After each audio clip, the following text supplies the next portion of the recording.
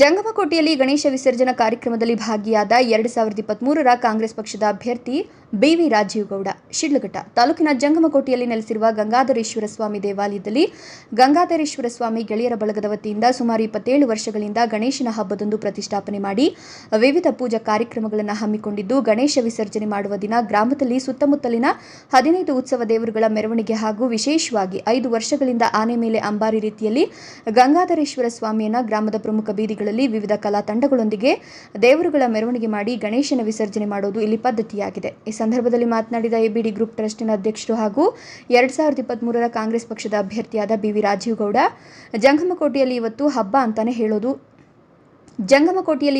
ಅಂತಾನೆ ಹೇಳೋದಕ್ಕೆ ಇಷ್ಟಪಡ್ತೀನಿ.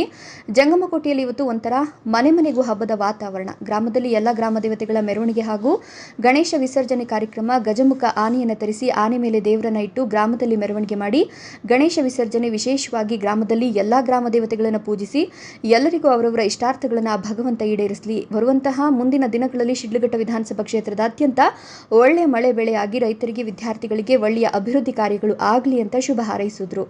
ಈ ಸಂದರ್ಭದಲ್ಲಿ ಜಂಗಮಕೋಟೆ ಜಾನಿ, ಸಲೀಂ, ಕಂಬದಹಳ್ಳಿ ಶ್ರೀನಿವಾಸ್, ದೇವರಮಳ್ಳೂರು ರವಿ, ಗುಡಿಹಳ್ಳಿ ನರೇಂದ್ರ, ದೊಡ್ಡತೇಕಹಳ್ಳಿ ಮೂರ್ತಿ, ಆನೂರು ಚಲಪತಿ, ಶ್ರೀಕಾಂತ್, ತೊಟ್ಲಿಗಾನಹಳ್ಳಿ ಮನು ಹಾಗೂ ಬಿವಿ ರಾಜೀವ್ಗೌಡ ಅವರ ಅಭಿಮಾನಿಗಳು ಇನ್ನು ಮುಂತಾದವರು ಹಾಜರಿದ್ದರು. ಹಬ್ಬ ಅಂತಲೇ ಹೇಳೋಕ್ಕೆ ಇಷ್ಟಪಡ್ತೀನಿ. ಜಂಗಮಕೋಟೆಯಲ್ಲಿ ಇವತ್ತು ಒಂಥರ ಮನೆಯಲ್ಲೂ ಹಬ್ಬದ ವಾತಾವರಣ.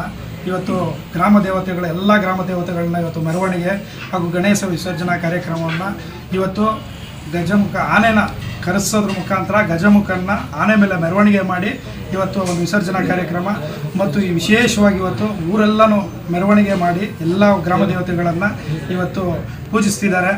ಎಲ್ರಿಗೂ ಏನವರು ಉದ್ದೇಶದಿಂದ ಇಲ್ಲಿ ದೇವರುಗಳನ್ನ ಮೆರವಣಿಗೆ ಮಾಡ್ತಿದ್ದಾರೆ, ಏನವರ ಉದ್ದೇಶಗಳಿದೆ ಆ ಎಲ್ಲ ಉದ್ದೇಶಗಳನ್ನು ಆ ಭಗವಂತ ಎಲ್ಲ ಗ್ರಾಮ ದೇವತೆಗಳು ಕೂಡ ಬಗೆಹರಿಸಲಿ, ಎಲ್ಲ ಅವ್ರ ಇಷ್ಟಾರ್ಥಗಳು ಸಿದ್ಧಿಸಲಿ. ಬರುವಂಥ ದಿನಗಳಲ್ಲಿ ನಮ್ಮ ಶಿಡ್ಲಘಟ್ಟ ವಿಧಾನಸಭಾ ಕ್ಷೇತ್ರದಾದ್ಯಂತ ಒಳ್ಳೆ ಮಳೆ ಬೆಳೆ ಆಗಿ ರೈತರುಗಳು ಓದಿರೋಂಥ ಮಕ್ಕಳು ವಿದ್ಯಾಭ್ಯಾಸಗಳು ಎಲ್ಲ ಒಳ್ಳೆ ಅಭಿವೃದ್ಧಿ ಕಾರ್ಯಗಳು ಆಗಲಿ ಅಂತ ಈ ಒಂದು ಸಂದರ್ಭದಲ್ಲಿ ಕೇಳ್ಕೊಳ್ತಾ ಎಲ್ಲರಿಗೂ ಒಳ್ಳೆಯದಾಗಲಿ. ಧನ್ಯವಾದ.